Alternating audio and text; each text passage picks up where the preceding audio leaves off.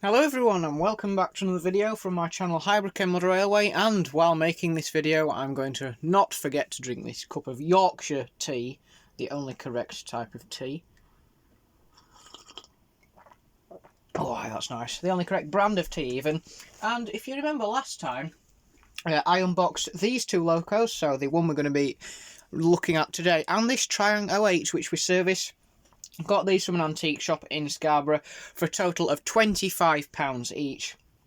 And we serviced this one up in my last video, running really nice, polished all the wheels with the wire wheel, and they're not looking too bad now. Before this does get sent to whoever's going to buy it on eBay, I'm going to list it on eBay today. I will give the wheels a final clean and just give it a thorough check over just to make sure it's going to work perfectly for them. So this is what we did in the last video, and that's working beautifully. But today is the turn of this little 3F Jinty, number 47646. It's Hornby, originally DCC fitted. You can see there it says DCC fitted.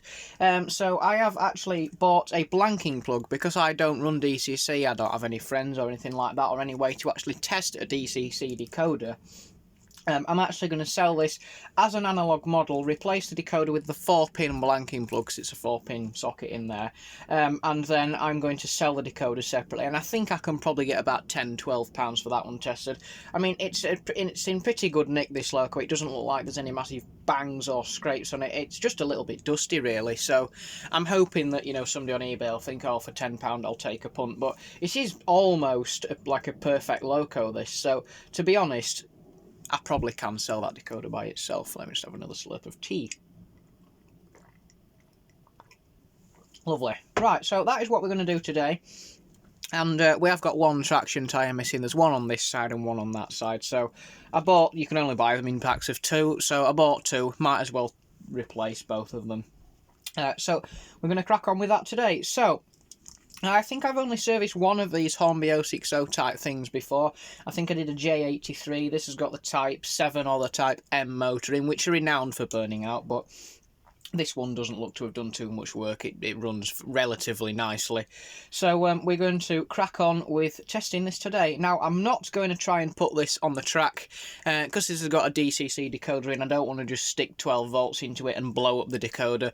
I know some decoders can work between either DC or DCC, but I know some of them don't like it, and some of them, you know, go in really odd directions by, you know, sort of going forward and then randomly, in mind of their own, deciding to go backwards. So I'm not going to test it, but as long as we get a decent performance at the end, I'm not too bothered. I could put the blanking plug in and then test it, but at that point I might as well just show you what the final product looks like. So effectively at the start we've got a non-runner. So sleeves up and let's crack on. So entry on these is really simple. It's literally just a clip at the back that you push in with a screwdriver. Yeah, you can put a little bit of insulation tape over the end of the screwdriver to stop you marring the paint, but I'm going to try and use, yeah, if you try and use the bottom of the screwdriver rather than the end, then you're not hopefully going to scratch it. So body lifts off, and towards the end of the service I'll go off camera and give this a wash. It has got some funny little spots on the back. I don't know if you can see that, but hopefully they'll clean up, but if not, it's not a massive problem. So we'll put that to one side, and before I forget, we have got some steps there which are a little bit loose on the model, so I'll straighten them out and put some glue on them.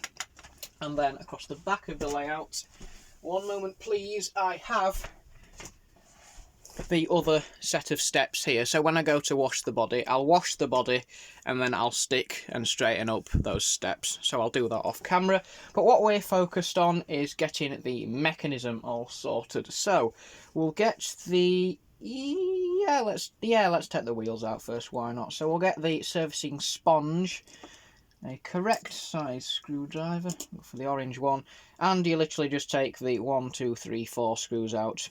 No, sorry, 5, there's 2 couplings. Take the 5 screws out, that's the wrong screwdriver. Take the 5 screws out on the underneath, and then you can get the wheels out to clean them. So I presume all these screws are going to be the same length, but I don't know. So I'm just going to keep them I'm going to keep them over in this corner of the workbench in the order that I take them out. So yeah, this will say DCC fitted on the bottom, but it will be an analogue loco by the time we've finished with it. So I will make that explicit in my eBay listing. Yeah, all these screws look to be the same, but I might as well put them back in the same order, you know, to prevent cross-threading or anything like that. So they're all over here in a nice neat fashion. It lifts off the front like that, so you can see there's a peg in the front there, and that hole goes over that peg in the front, slides over. If I can see what I'm doing, slides over the front and then just lifts down like that. So inside, not looking too bad. Now the back axle is sprung, so what I do not want to do is lose those two springs, so I'm going to take them out before we have a chance to lose them. So there is one spring.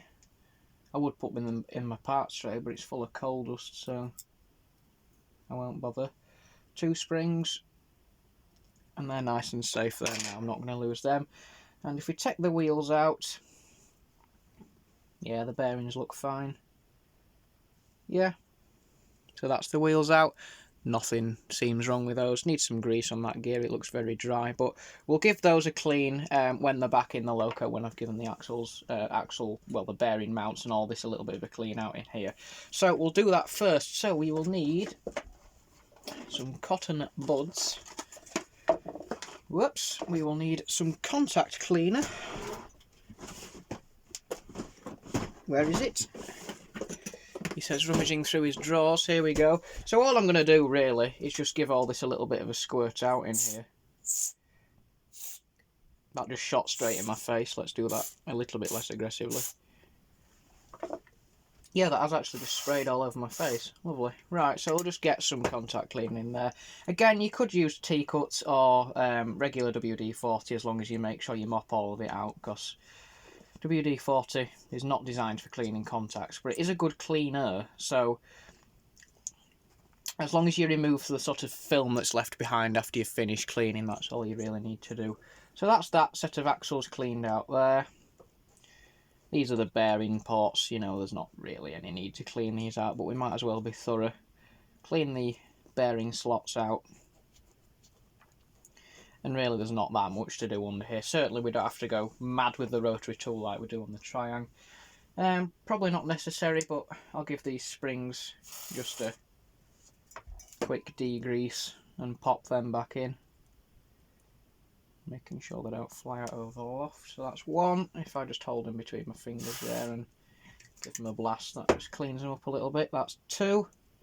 And now I'm going to put the wheels back in and just, you know, mop up the excess oil on the axle with the wheels back in. Saves me manhandling them all just held in my hand. Bit of sponge stuck to that one, and take that off. So that should be those going in now. Push them in. Yeah, that's lovely. How springy are they? Yeah, they feel fine, they're not getting stuck.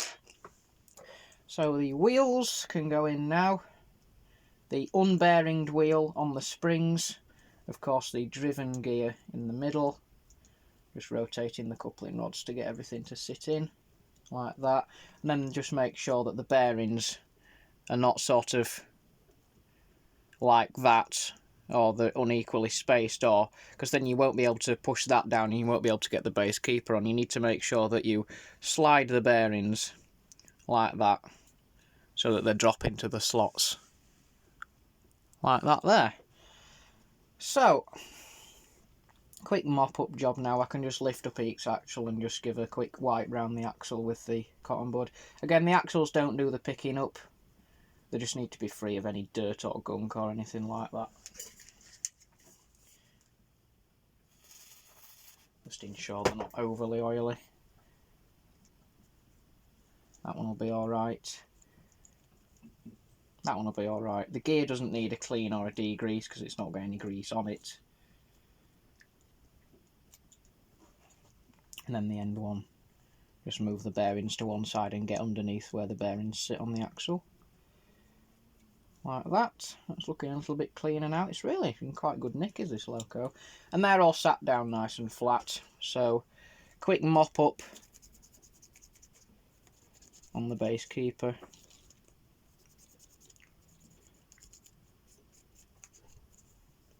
If you can hear a load of rustling thudding noises, it's because there's pigeons on the roof. I'm not joking, they make that much of a noise. Where's the bin? Oh, I'll put that away later, I can't reach it.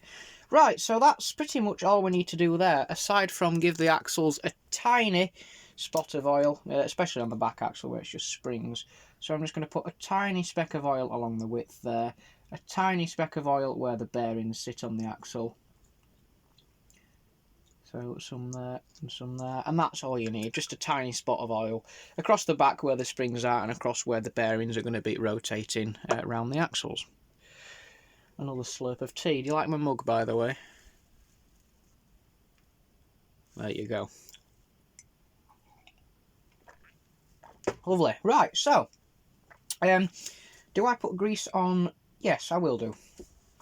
Where is my tub of grease? Good question. There it is. Right, so here is the tub of grease, and I'm going to put some, as usual, on this drive gear here and on the worm gear that's on the motor.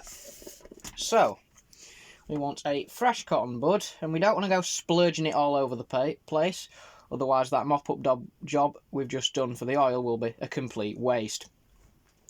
So I'm just going to lift some out and just gently try and spread some round like that. You can lift it out like this and spread it round. I just want to make sure it's not going to go everywhere. Try not to get it lodged in the bearings, otherwise you might find that your loco's really stiff and don't run properly. I'm going to do my best to try and get it all the way around, but remember, as soon as that worm gear starts turning on the motor, it'll spread it all around anyway. So I'm not going to go mad, and I'm just going to leave it at that because, as I say, it'll spread itself around on its own. One moment, I'm going to get my hand towel because my hands are now covered in grease. With a set of clean, non-greasy hands now, we can crack on. So that's some gear. That's some gear around the grease. That's some grease around that middle gear. And again, as soon as that worm gear starts turning, it'll mix all that grease around the gear equally. So there, that looks perfectly fine. And we'll save that grease tub for later. So we've got some grease in there. We've cleaned all the axles, cleaned all the bearings out, and we're good to go now. So this can just go straight back on. Again, that needs to locate with that peg at the end there. Slide it over and then it just drops on. There we go, and we haven't got grease all over the base keeper either. Right, so screwdriver and all these can go back in now.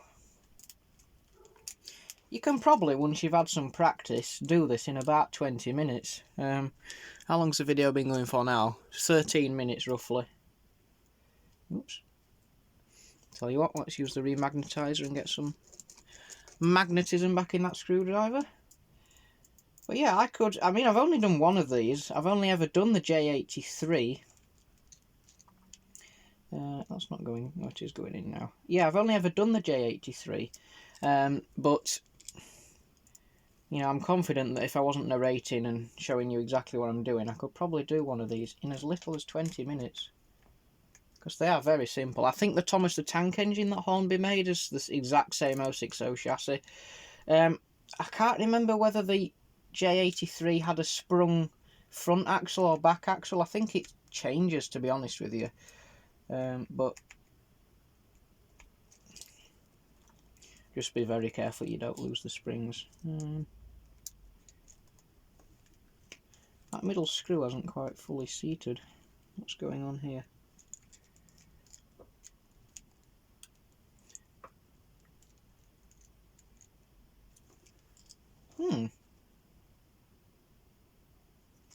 I wonder if I back all the other ones off and then screw them in a bit at a time, that screw just doesn't seem to want to go in fully for some reason. Has somebody buggered the threads? Because I certainly haven't. This is the first time I've taken it apart. I'll just try putting all the other ones in bit by bit and see what happens. They are very, very fine threaded screws into a not, well, they are very small screws, so what's going on here?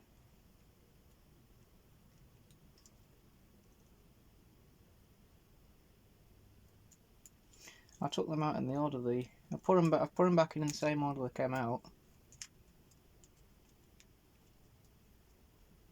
Has that got it? Yes, it has. Alright, so we just need to be careful. Just be careful and put each one in one by one, because obviously that's slightly bent the base keeper plate, and that's meant that one of the screws hasn't quite got in. So that's not a problem. I've not buggered the threads, or rather the person before this who owned it hasn't buggered the threads on it, so that's good. So next step is, I'm going to guess that screwdriver. In fact, the screws might all be the same screws. Now we need to get into the DCC socket, which is this little contraption here. So what you'll have to do, let's zoom in a little bit. What you have to do here is, it's in like a little cradle, so you can pull it out of the slot like that, pull it apart like so. That's all the motor gubbins, and this is the decoder. And then in there are two Phillips screws. They might be Posies or the Phillips. No, they look like Phillips. And we can just unscrew them. And then, oh, that was in a little bit tight. And then this carriage, let's keep them screws safe, with the decoder comes out like that. And then with just a gentle, I'm not going to try and rag the wires, with just a gentle push on the very edge of the circuit board, you should just be able to, careful you don't mar any of the components, especially because I need to sell this. That's the carriage, the little cradle for the decoder, and that's the 4-pin decoder, which I'm going to keep safe. And then I'm going to try and sell that for about £10. I've been informed on Discord that it'll go for.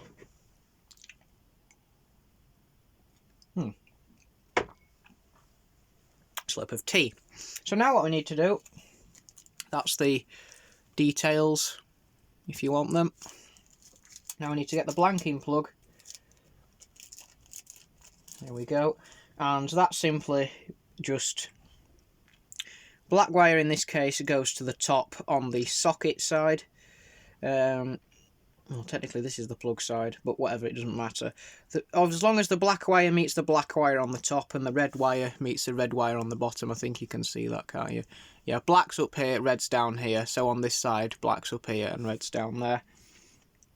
We plug that together like so. And then feed that through in the little carriage, the little holder. And then screw the little holder back down.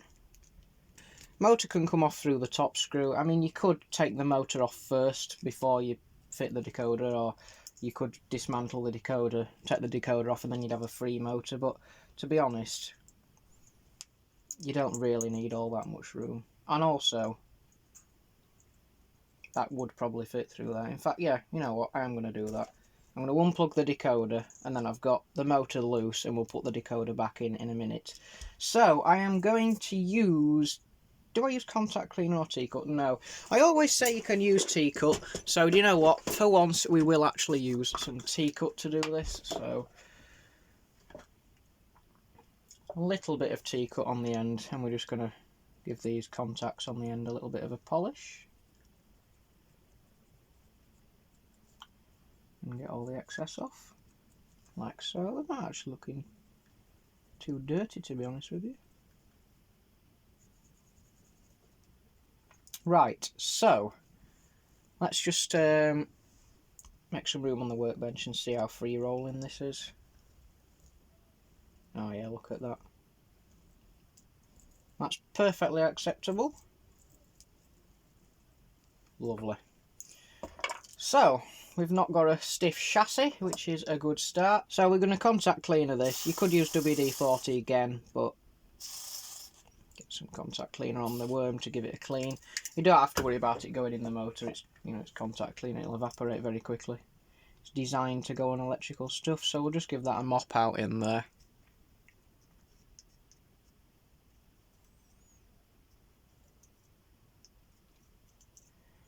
Have I got a 9-volt battery handy? I did have one on the stream yesterday. Where has it gone? 9-volt battery, anyone? Have you seen one?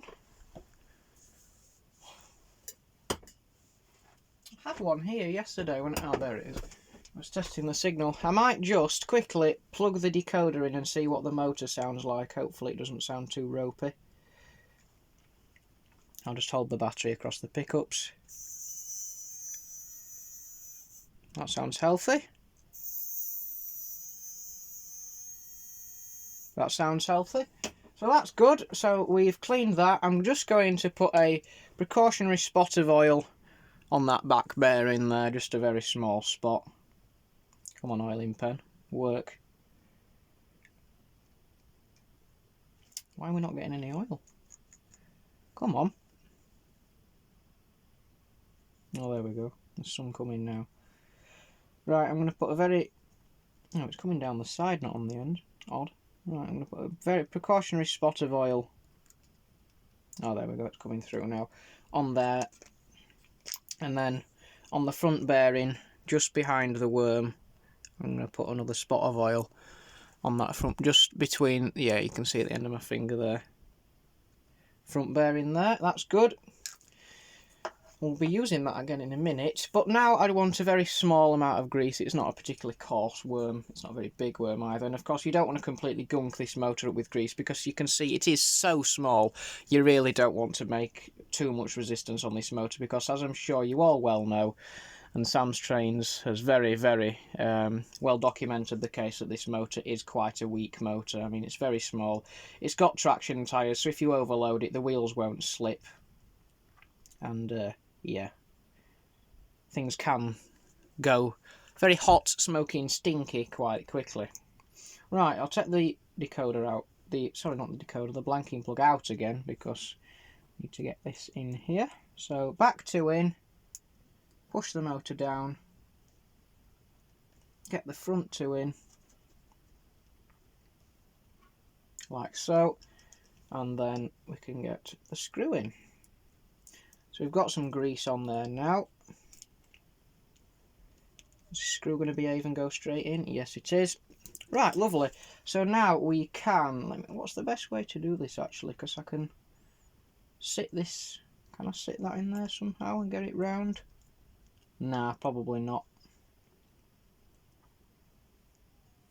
Unless I put it in that side and then bent those wires around there like that. That might work. Might be a little bit neater. Yeah, because the decoder plugged in there and the decoder went in that little piece at the back. So if I just put the wires of this in. Black to black, red to red, top bottom. Yep, there we go. Then I can get some length away from the motor. Push that in there and then bend those wires around, careful not to rip them out of the sockets of the DCC plug, and then tuck the wires in there like that. If it was my own locomotive, I probably wouldn't have bothered buying a blanking plug. I think it were about £3. I'd have probably just bridged the connections on the actual plug that comes off the motor, but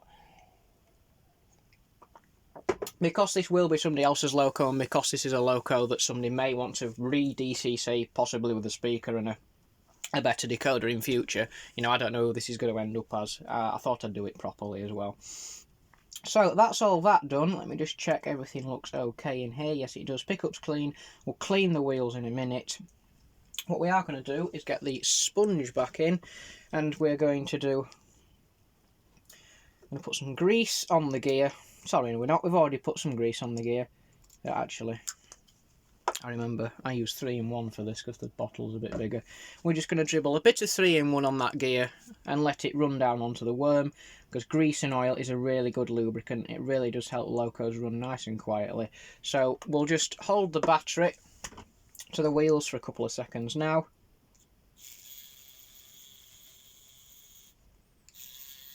And the wheels don't turn. That's a good start. Right, so what have we done wrong? I fixed it. It was that bloody base keeper again.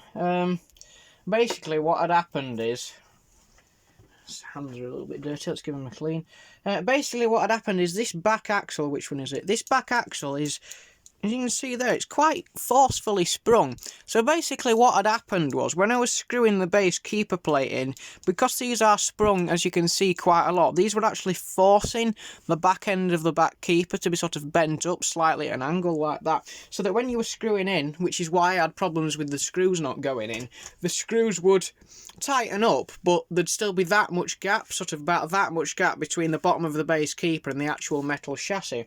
So I took the base keeper off, checked it, there was nothing wrong under there. So what I actually did was, while putting the middle two screws in, I held the base keeper down like that and then screwed these two middle screws in, and that meant that these two back springs on this back sprung axle couldn't actually force the base keeper up, which made all the screws not tightened up, but I realised there was that much of a gap between the base keeper and the metal chassis, which meant that the wheels weren't being fully pushed into the slots in the chassis, which meant that the middle gear wasn't sticking up far enough on this side to actually make a good connection with the worm gear. So I just held the base keeper down with two fingers while screwing it in with the other hand, and that solved it. So yeah, and it's nothing that I'd necessarily done, it's just that when you put this base keeper on, it's worth holding the base keeper down and not just relying on the screws to compress the springs on this back axle. I'd recommend actually holding it down with one hand and screwing it in with another, and that's why it hasn't worked. So as you can see,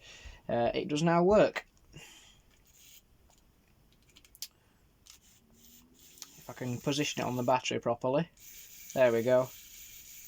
That works fine. So, got a little bit worried there. I thought the worm gear had stripped or something, but no, it most definitely hasn't. So, yeah, that's fixed. So now we can just get the final little bits done. So, as we did before, slot that in there and then just bend the wires around into the little decoder cradle, and that's just pretty much done in there. I've dribbled the oil in there. As you can see, I now have had it running a bit. Some of the grease has got into that gear and it's nice and quiet now. So I am going to now, if I find the servicing sponge, now I need to contemplate getting these traction tyres on, which means, because these aren't like triangle ones where there's just a slot-headed screw and the other two are little pins, these traction tyres, yeah, I'm going to have to take the coupling rods off for.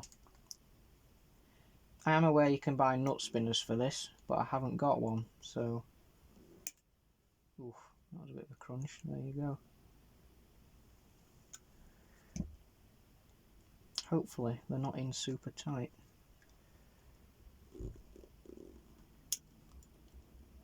Yeah, look, that definitely needs replacing. Look how easy that is to pucker and slide around on that wheel. So I'm going to take that one off.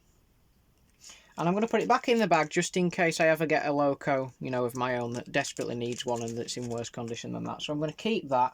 And then I'm going to get some contact cleaner on a cotton bud, just to make sure there's no greasy residue left on the underneath of this wheel, because if it's greasy under there, the traction tyre is not going to grip to the metal and then it'll just be completely useless. So I'm just going to give that a little bit of a wipe round there, and yeah, there's not much come off, so that's fine. Hey, we've done it. There we go. Replacement traction tyre on that side. That's good. I thought it would have been more difficult than that. Yeah, it's sat flat.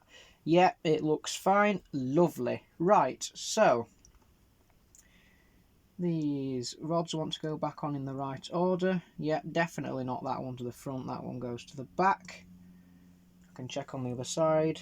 But yes, I'm fairly confident. Yeah. The large one goes in front, which I thought it did. There we go. That's the other side, and well, in fact, both sides are now all done and completed. So, the last thing to do before I glue the steps back on off camera and go clean the body is to put this oiling pen. Why do we never get any oil out of it? Oh, there's some running down the side. I'll use that then. Is to put a very small spot of oil on each of the crank pins where they meet the body. Sorry, each of the crank pins where the wheels met. Why is this dribbling oil down the side of it but not out the end of it? It may be gunked up with stuff again. Well, there we go. We've got some on the end now. Oh, there we go. It's coming. Look, it's coming out at the end now. Wow, it's almost working like it's supposed to. Anyway, very, very small spot of oil on each of the crank pins where they meet the coupling rod, and of course where the crank pin goes into the body. So that's fully serviced now. It's not that loud either, which is good. We've not got a really loud chewed up worm gear or anything like that. So now we can just clean the wheels, which is, I'm not going to use T-cut because on these engines with really fine spoked wheels, you know, it's, if you get it stuck inside the spokes, it's really difficult to get out.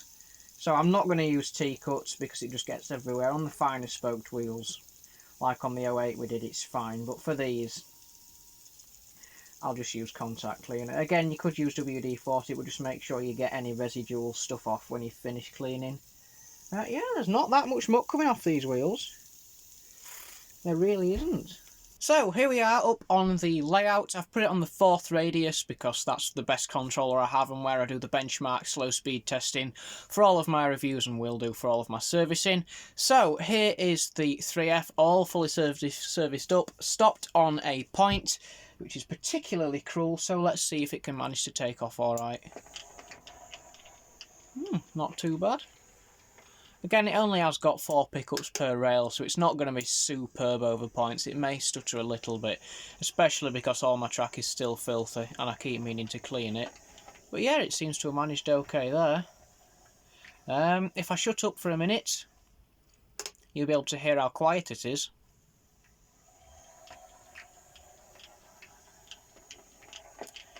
There's basically a slight whir of the motor and a bit of wheel noise, and that's about it. Yeah, it seems to be really smooth and controllable. At the highest speeds, which I'd never have it even running this fast, it does seem okay.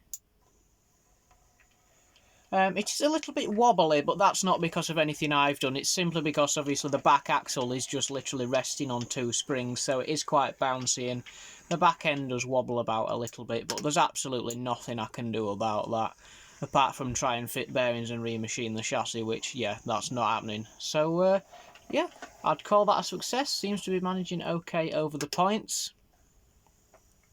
We'll try a slow speed test. So let's see how slow we can get it. Normally the Type 7 motors are really good.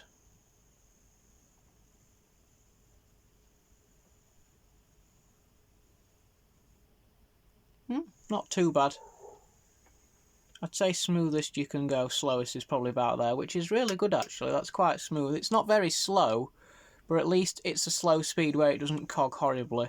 So that's probably as slow as I can get it, which really isn't too bad actually. I bet if that back axle had proper bearings on, not just 2 springs, it'd work a lot better. I could in fact, if I wanted, take those 2 springs out, but for now I'm just going to leave them. And I have decided I'm going to keep this loco. I have said in my Discord, and I think I've said to a few other people, I didn't know whether to keep this or sell it. But because I'll probably sell the decoder for £10–12, and I'll be able to sell the Triangle 08 for probably anywhere around, maybe £15, maybe £18 if I'm lucky. I'll make my £25 back on just one loco and the decoder from this. So I have decided I am going to keep this loco just because I did get it so cheap for a bargain price.